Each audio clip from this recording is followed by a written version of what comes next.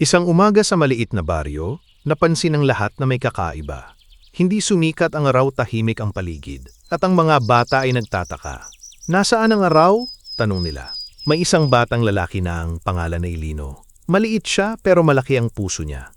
Sabi ni Lino, huwag kayong mag-alala. Hahanapin ko ang araw. Naglakad si Lino sa madilim na gubat.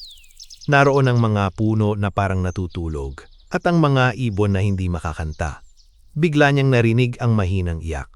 Sa likod ng malaking bato, nakita niya ang araw. Ito ay maliit, mahina at malungkot, sabi ng araw. Pagod na ako, wala nang bumibisita sa akin. Ngumiti si Lino at umupo sa tabi ng araw. Salamat po sa liwanag ninyo, ARAW, sabi niya. Masaya po kami dahil sa inyo. Unti-unting lumiwanag ang araw. Bumalik ang araw sa langit, mas maliwanag kaysa dati.